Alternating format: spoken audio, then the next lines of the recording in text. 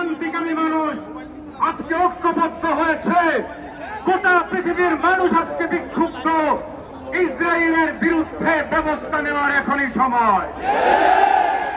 আমরা আরো দেখতে পেয়েছি ইসরায়েলের বন্ধু রাষ্ট্র হল আমাদের পার্শ্ববর্তী প্রতিবেশী রাষ্ট্র ইন্ডিয়া, ভারত। ইসরায়েলের যেই চরিত্র, ইন্ডিয়ারও সে একই চরিত্র। সুতরাং ইন্ডিয়া ইসরায়েলের বিরুদ্ধে আমাদের সংগ্রাম চলছে, সংগ্রাম চলতেই থাকবে। আমরা শাহাদত বরণ করব, কিন্তু ইন্ডিয়া ইসরায়েলের সাথে কোনো আপোষ করতে রাজি না। আমরা আবাসকে বাংলাদেশে দেখতে পাই। ইন্ডিয়ার গোলাম ছিল বাংলাদেশের হাসিনা সরকার। সেই হাসিনাকে পুনর্বাসন করার উদ্যোগ নেওয়া হয়েছে।